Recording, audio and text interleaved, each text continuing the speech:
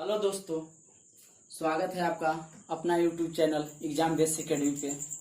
तो पिछले क्लास में हम लोगों ने 1.2 चैप्टर का कुछ क्वेश्चन किए थे और कुछ क्वेश्चन हम आप लोग के लिए छोड़ दिए थे। तो प्रश्नावली 1.2 का दूसरा नंबर क्वेश्चन का फर्स्ट नंबर क्वेश्चन हम करवा चुके थे और उसी प्रकार हम लोग एक और क्वेश्चन करवा देते हैं दूसरा, और बाकी के तीसरा आप खुद से बना लीजिएगा, आराम से बन जाएगा दोस्तों, कुछ भी नहीं है। तो प्रश्नावली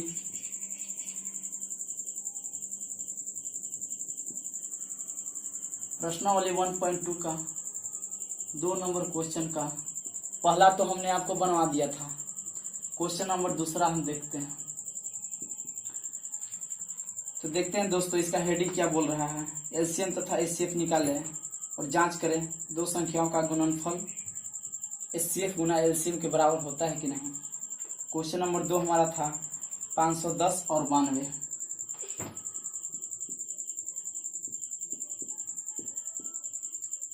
तो इस प्रकार से हम लोग इसे निकाल लेंगे। 2 से ये 255 हो जाएगा, यह हमारा 3 से कटेगा। सबसे पहले हम लोग छोटी संख्या से काट के देख लेते हैं। 3 से ना कटे तो 5 से काटेंगे, तो 3 से पहले काट के देख लेते हैं। तो यह हमारा 3 से कट गया, फिर ये हम 5 से काटेंगे। इस प्रकार 92 को भी हम लोग देख लेते हैं।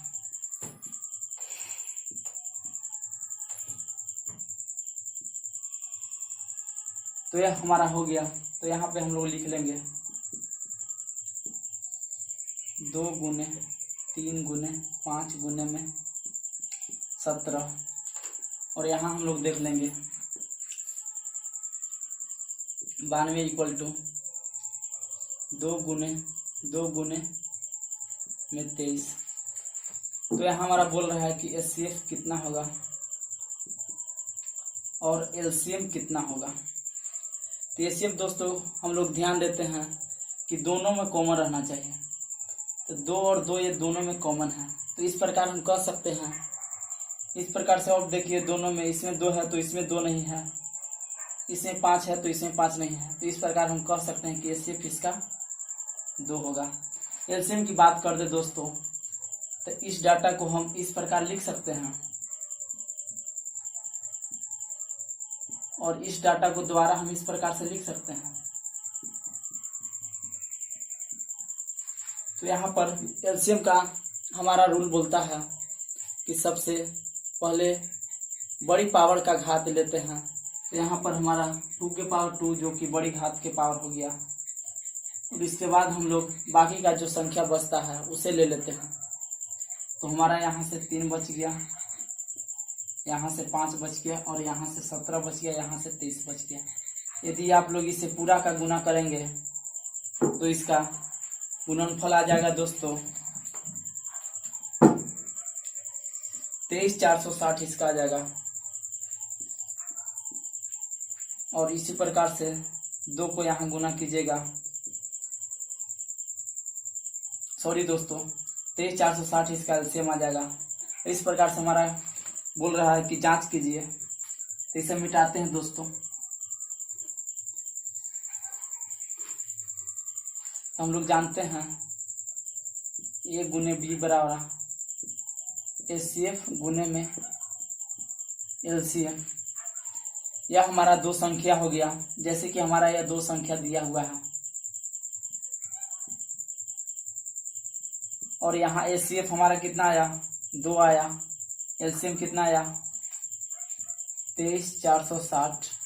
तो इस प्रकार से हम लोग गुना कर लेंगे दोस्तों। तो इसका 2 से गुना करेंगे तो 46,920 आ जाएगा, और इसका भी आप लोग गुना कीजिएगा दोस्तों, तो इसका भी 46,920 आएगा। तो इस प्रकार से हम इसे जांच कर लिए हैं। सबसे पहले इसको अभाज्य गुणनखंड विधि द्वारा एचसीएफ और एलसीएम निकाल लिए हैं। तो हम उम्मीद करते हैं दोस्तों इस क्वेश्चन को आप लोग बहुत अच्छी तरह से समझ लिए होंगे। इसी प्रकार से क्वेश्चन नंबर दूसरा का तीसरा आप लोग खुद से बना लीजिएगा। अब हम लोग आते हैं क्वेश्चन नंबर तीसरा पे। क्वेश्चन नंबर तीसरा हमारा क्या बोल रहा है।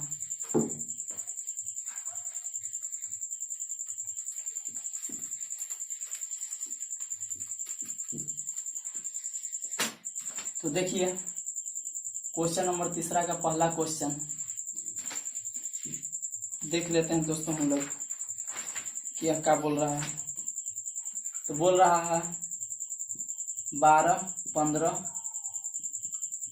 और 21 का अभाज्य गुणनखंड विधि द्वारा पूर्णांकों का एचसीएफ तथा एलसीएम निकालें। तो इसके पहले वाले क्वेश्चन में हमारा एलसीएम और एचसीएफ अभाज्य गुणनखंड विधि द्वारा निकालना था और जांच भी करना था। तो इसमें हमें बस एलसीएम और एचसीएफ निकाल देना है। तो 12 को हम इस प्रकार से लिख लेंगे 2 गुना 2 गुना 3। 15 को इस प्रकार से लिख लेंगे 3 गुना 5 और 21 को इस प्रकार से 3 गुना 7 लिख लेंगे। यदि आप लोग इस प्रकार से भी कर सकते हैं।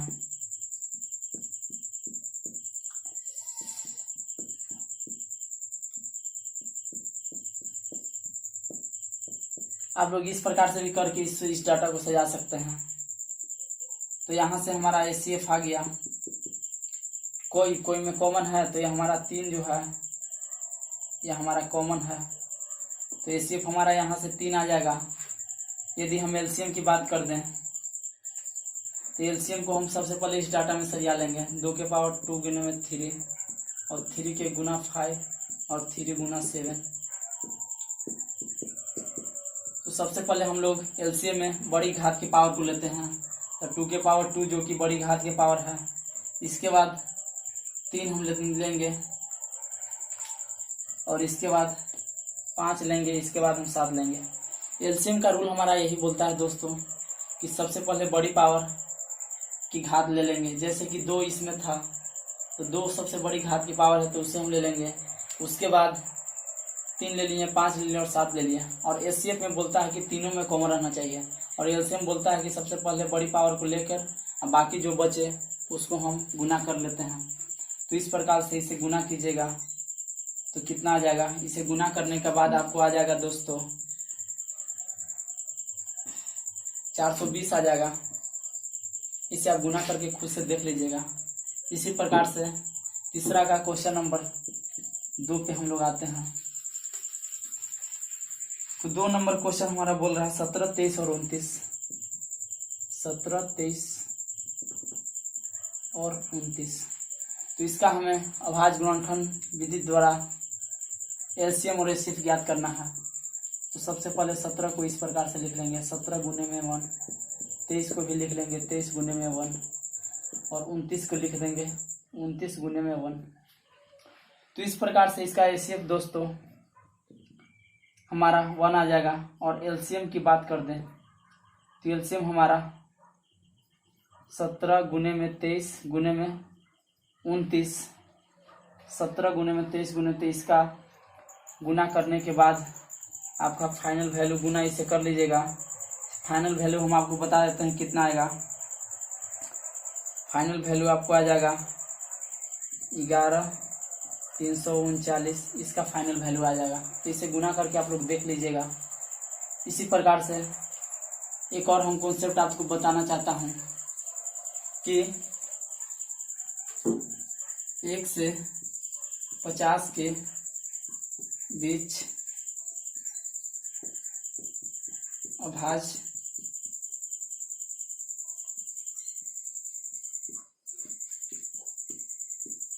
एक से 50 के बीच अभाज्य गुणनखंड की संख्या बताइए। तो दोस्तों आप लोग यदि पिछला क्लास नहीं देखे होंगे तो उसमें हम अभाज्य संख्या और भाज्य संख्या का डिफिनेशन बताए हैं। और उसमें हम बताए हैं ये भी 1 से 50 तक में कितनी अभाज्य संख्या हो सकती है। 1 से 50 के बीच कितनी अभाज्य संख्या होगी। तो भाज्य संख्या को आप लोग डिफिनेशन जानते होंगे दोस्तों, जिसका केवल और केवल 2 गुणनखंड हो। जैसे कि 2 हमारा अभाज्य संख्या हो गया क्योंकि 1 इसका गुणनफल है कि 2 है। इसी प्रकार से 5 यह हमारा अभाज्य गुणनखंड हो जाएगा क्योंकि इसका एक गुणनखंड और 1 5 है। इसी प्रकार से 1 से 50 के बीच में जाइएगा आप लोग दोस्तों, इस तरह से निकालते हुए। जैसे कि यहाँ पे आप लोग बोलिएगा कि 9, तो 9 का 3 गुना में 3 गुना में 1, यह हमारा अभाज्य गुणनफल नहीं होगा। इसी प्रकार से हम लोग 11 ले लेंगे, तो 11 का यह हमारा अभाज्य गुणनफल हो जाएगा। तो इसी प्रकार से 1 से 50 के बीच आप लोग निकालिएगा तो 15 भाज्य संख्या आ जाएगा। यदि 1 से 100 के बीच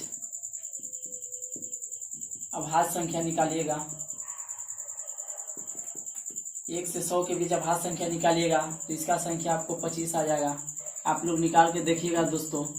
अभाज्य संख्या का डिफिनेशन यही होता है कि जिसका केवल और केवल 2 गुणनखंड हो। जैसे कि हम यहाँ पे 97 ले लिए, तो 97 को आप और किसी संख्या से नहीं काट सकते हो, केवल और केवल 1 गुना 97 होगा। जैसे कि यहाँ आप 99 ले लेते हैं, तो 99 को आप 33 से भी काट लेते हैं, 3 से भी काट लेते हैं, 1 से भी काट लेते हैं और 11 से भी काट लेते हैं। तो इस प्रकार हम इसे बोलेंगे कि यह हमारा एक भाज्य संख्या है। तो इसको आप नहीं लेंगे दोस्तों, हमें सिर्फ वही लेना है जो केवल और केवल 2 गुणनखंड हो। तो हम उम्मीद करते हैं दोस्तों इस डाटा को आप लोग अच्छी तरह से समझ लिए होंगे। इसके बाद आपका क्वेश्चन नंबर तीसरा क्वेश्चन आप लोग खुद से बना लीजिएगा, कुछ भी नहीं है। अब हम लोग आते हैं क्वेश्चन नंबर 4 पे कि 4 हमारा किस तरह से सोल्व होगा। तो देखते हैं क्वेश्चन नंबर 4।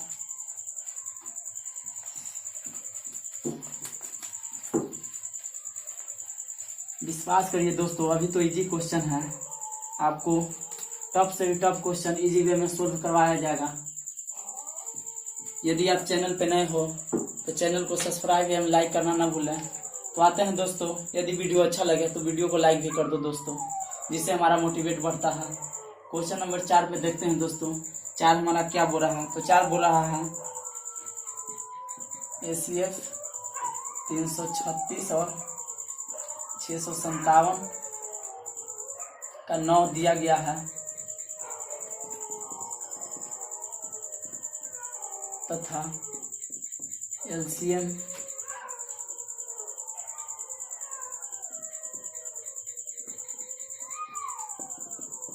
तो दोस्तों हमारा क्वेश्चन यही दिया हुआ है कि हमारा 306 है। ACF 306 और 657 बराबर 9 दिया गया है तथा LCM इतना बराबर 8। तो एक बात बता दें दोस्तों, हम लोग ये इसको जानते होंगे, A गुना B बराबर ACF गुने में LCM। तो यहाँ से हमारा ACF दिया गया है 9, तो इस प्रकार से यहाँ हम लिख लेंगे ACF बराबर 9 दिया गया है। संख्या हम इसे ये संख्या मान लेते हैं, इसे B संख्या मान लेते हैं। तो दिया गया है A बराबर 306 दिया गया है, B बराबर 657 दिया गया है और यहाँ पे LCM बराबर 8 दिया गया है। तो इस प्रकार से हम निकाल लेंगे दोस्तों A गुना B, तो 306 और गुने में 657 और ACF का मान दिया हुआ है जो कि 9 है और यहाँ पे हमारा हो जाएगा LCM। बस हमें इसी सूत्र को टूट गया दोस्तों।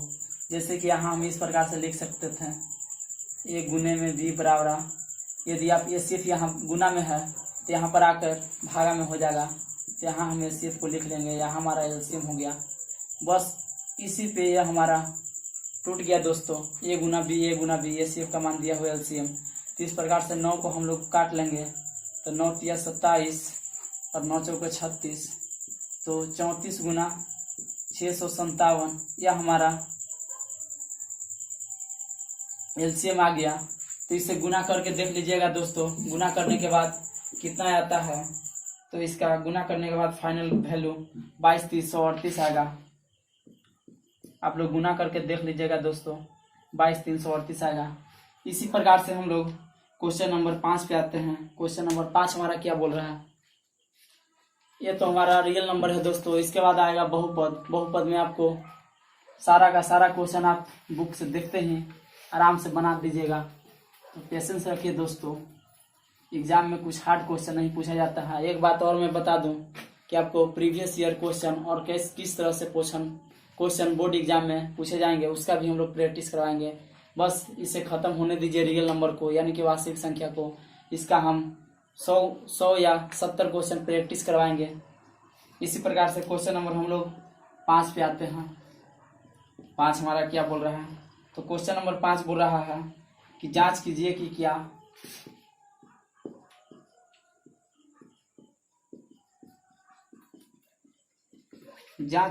क्या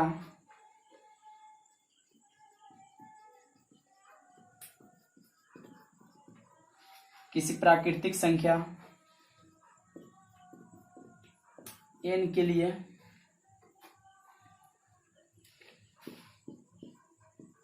संख्या 6 के पावर n अंक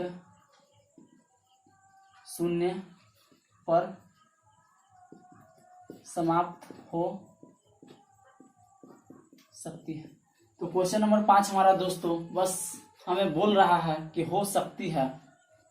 जांच कीजिए कि क्या किसी प्राकृतिक संख्या n के लिए संख्या 6 के पावर n अंक 0 पर यानी कि 0 पर समाप्त हो सकती है।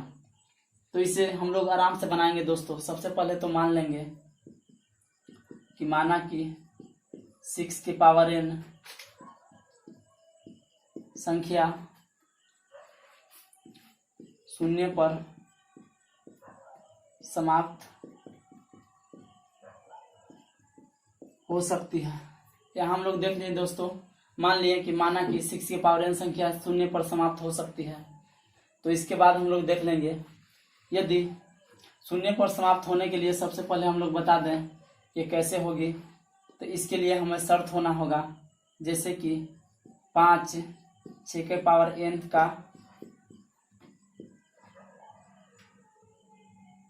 गुणनखंड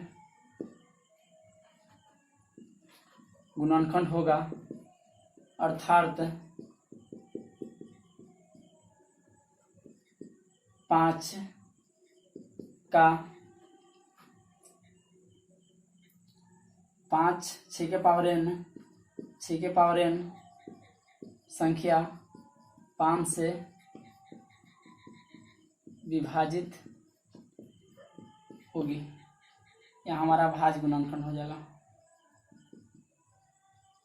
तो देखिए दोस्तों, माना कि 6 के पावर n संख्या 0 पर समाप्त हो सकती है, हम मान लिए। इसके बाद हम बोल रहे हैं कि यदि 5 6 के पावर n का गुणनखंड होगा, 6 के पावर n का अभाज्य गुणनखंड होगा, अर्थात 6 के पावर n संख्या 5 से विभाजित होगी। तो हम लोग मान लिए दोस्तों। तो देखते हैं, यदि 6 को हम अभाज्य गुणनखंड निकालें तो हमारा यहाँ से 2 गुने में 3 आ गया। यहाँ तो हम लोग माने हैं दोस्तों। तो अतः हम यहाँ से कह सकते हैं कि 6 का अभाज्य गुणनखंड 2 और 3 है। अतः 6 का अभाज्य गुणनखंड 2 और 3 होगा। तो एक हम एग्जाम्पल के जरिए आपको बताते हैं। यदि हम आपको बोल दें कि हमारा 100 है, यहाँ से 2 से आ जाएगा 50 और 2 से 25 और 5 से और 5। यदि हमारा एक संख्या यहाँ मान लिया हम 100 है, इसी प्रकार यहाँ हमारा एक संख्या 6 है। यदि हम 100 को बोल दें कि यह हमारा 3 से विभाजित होगा, तो आप लोग किसी तरह गुना करके देख लीजिए दोस्तों। यह जब भी यह कटेगा यानी कि विभाजित होगा तो इतने से कटेगा, या तो 5 गुना 5 25 से कटेगा, या 5 गुना 10 10 से कटेगा, या 5 गुना 10 गुना 20 20 से कटेगा। यानी कि यही सबको आपस में गुना करने पर, इसी के मान से गुना करने पर यह हमारा 100 कटेगा। उसी प्रकार से 6 को हम लोग देख लेंगे कि 6 हमारा जब भी कटेगा तो 2 और 3 और 1 के अलावे और किसी से नहीं कटेगा। तो इस प्रकार हम कह सकते हैं कि 6 के पावर n संख्या 2 और 3 के अलावा और किसी संख्या से नहीं विभाजित होगी।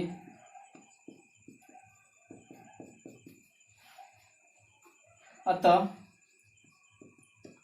हमारा मानना यहाँ गलत हुआ कि 6 के पावर n संख्या 0 पर समाप्त होती तो कब होती, जब इसका अभाज्य गुणनखंड 5 शामिल हो जाता। यदि 6 के अभाज्य गुणनखंड में 5 शामिल हो जाता तो यह संख्या हमारा अंतिम अंक पर 0 आ जाता। जैसे कि 5 को 5 से किए गुना तो 25 आ गया, 25 को 5 में किए तो 125 आ गया। इस प्रकार से 2 से किए तो अंतिम संख्या पे 0 आ जा रहा है। इस प्रकार हम लोग कह सकते हैं कि अतः हमारा मानना गलत हुआ।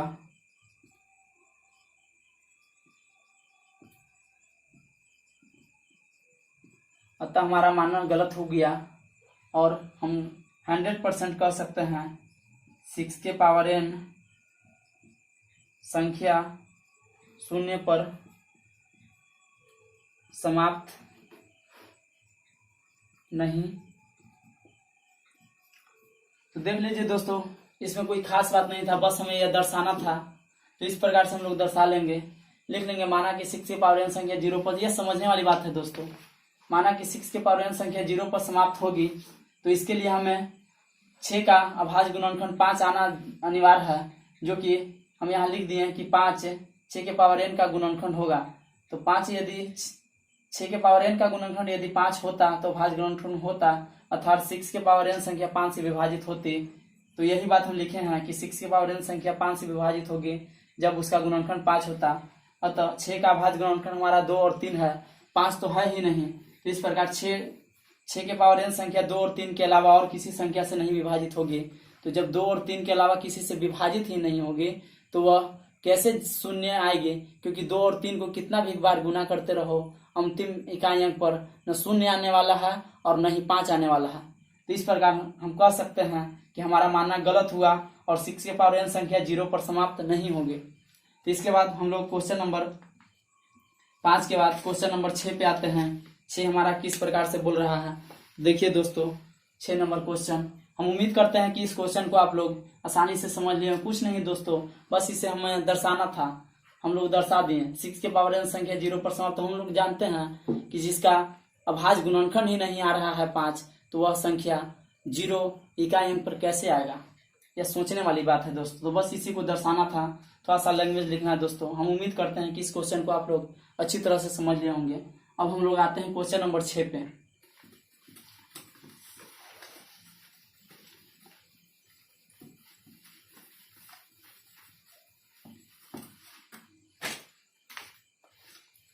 तो आइए दोस्तों, क्वेश्चन नंबर 6 हमारा बोल रहा है, व्याख्या कीजिए।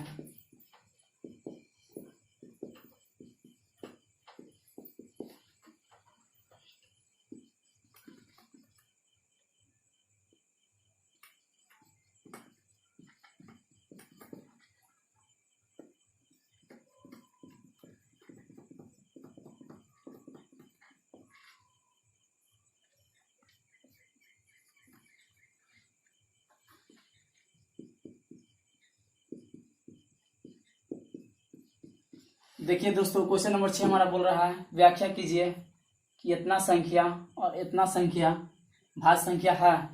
तो हम लोग भाज्य संख्या के डिफिनेशन जानते हैं दोस्तों कि भाज्य संख्या हमारा वो होता है जिसका 2 से अधिक गुणनखंड निकले। इस प्रकार हम इसको सबसे पहले सोल्व कर लेंगे। यहाँ से यदि हम 13 कॉमन लेते हैं तो हमारा बच जाएगा 7 गुने 11 और गुने में 1 और प्लस 1, क्योंकि यहाँ प्लस का सिंबल है दोस्तों, प्लस में यहाँ 1 लिया जाएगा। तो इस प्रकार से हम लोग कर लेंगे 11 गुना 7 गुना 1 तो 77 प्लस में 1, तो इसे हम 78 लिख देते हैं। तो यहाँ से 13 गुना 78 आप लोग कीजिएगा तो आपका फाइनल वैल्यू आ जाएगा 1014। और इसी प्रकार से इसको कीजिएगा 7 गुना 6 गुना इतना, तो इसका फाइनल वैल्यू आ जाएगा जैसे कि 210 गुने में 7 6 42 210 4 3 12 दूना 24 और प्लस में 5, तो इसका फाइनल वैल्यू आपको आ जाएगा 50 24। तो देखिए दोस्तों, हमें सिर्फ व्याख्या कीजिए कि इतना भाज्य संख्या है। तो हाँ, हम इसे बोल सकते हैं दोस्तों कि यह हमारा भाज्य संख्या है, लेकिन इसको अभाज्य गुणनखंड के रूप में भी व्यक्त कर सकते हैं। तो यहाँ 10 से 14 है। आप लोग बोलिएगा कि अभाज्य संख्या क्यों है, और कैसे है। तो हम लोग जानते हैं कि भाज्य संख्या हमारा वो है जिसका 2 से अधिक अभाज्य गुणनखंड निकले। तो 10 से 14 को आप डिवाइड करके देख लीजिए दोस्तों। या हमारा 2 से हो गया 507, या हमारा 3 से आ जाएगा 1 मरतबे 3 छक 18 और 3 नवा 27। तो इस प्रकार देख लीजिए दोस्तों। यह हमारा 13 से हो जाएगा 13। इसका अभाज्य गुणनखंड 1 2 3 4 4 आ गया। तो हम कह सकते हैं कि यह तो 10 से 14 भाज्य संख्या है। हमें सिर्फ इसे दर्शाना था। तो हम लोग भाज्य संख्या का डिफिनेशन जानते हैं दोस्तों। इसे हम आसानी से हम लोग दर्शा लेंगे कि हमारा भाज्य संख्या है। इसी प्रकार इसको भी आप बोल सकते हैं कि ये भी भाज्य संख्या है। यदि विश्वास नहीं हो तो इससे भी निकाल के देख लीजिए। 50 24 का भाज्य गुणनखंड निकालिएगा तो 2 से अधिक इसका भाज्य गुणनखंड आ जाएगा। तो इस प्रकार हम लोग कह सकते हैं कि अभी जो संख्या है 50/124 ये भी भाज्य संख्या है। तो इस प्रकार से हमारा 1.2 चैप्टर एनसीईआरटी का 1.2 चैप्टर समाप्त होता है। तो आइए आगे हम और कुछ जानते हैं परिमेय संख्या और अपरिमेय संख्या के बारे में कि उसका क्वेश्चन रहे तो हम किस प्रकार से सोल्व करें। तो उस तरह के क्वेश्चन को हम लोग देखेंगे कि भाज्य संख्या और उस तरह से क्वेश्चन कैसे सोल्व करेंगे।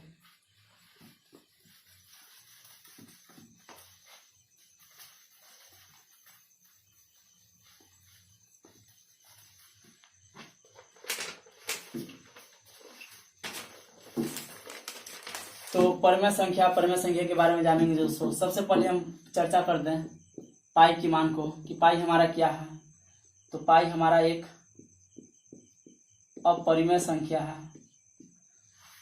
पाई हमारा अपरिमेय संख्या है, या पाई रहे या पाई/2 रहे या पाई/3 रहे, कुछ भी रहे दोस्तों, ये सब का सब हमारा अपरिमेय संख्या होगा।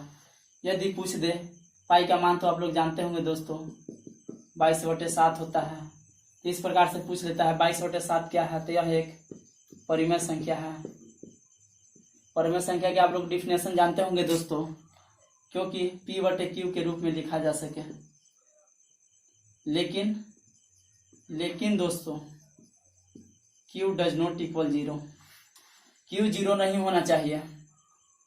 जैसे कि 22/0 होता तो यह हमारा परिमेय संख्या नहीं होता। यदि 22/0 किसी भी संख्या के नीचे 0 रह होता तो हमारा परिमेय संख्या नहीं होगा। इस प्रकार से हम लोग देख लेते हैं। यदि आपको पूछ दे दोस्तों इस प्रकार से,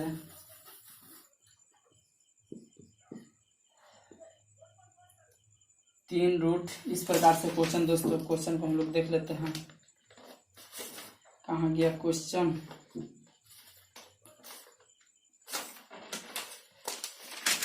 बहुत बढ़िया क्वेश्चन था दोस्तों, देख लेते हैं क्वेश्चन को। आप लोग ये क्वेश्चन बताइएगा, निम्न में से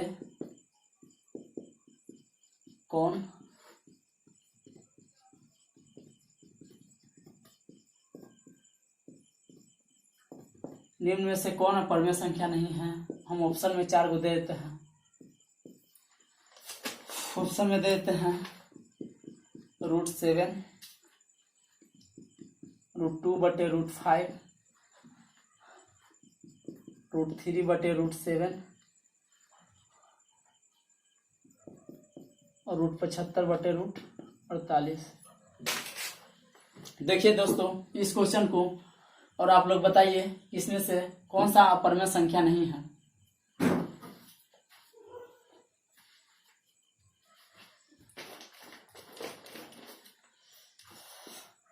तो देखिए दोस्तों यह हमारा √7, यह तो हमारा अपरिमेय संख्या है। अपरिमेय संख्या हमारा इसलिए है, अपरिमेय संख्या का हमने आपको डिफिनेशन बताया है कि जो रूट से बाहर न निकले। जैसे कि √7 है, यह हमारा रूट से बाहर निकलेगा ही नहीं। यदि इसी प्रकार से और पूछ लेता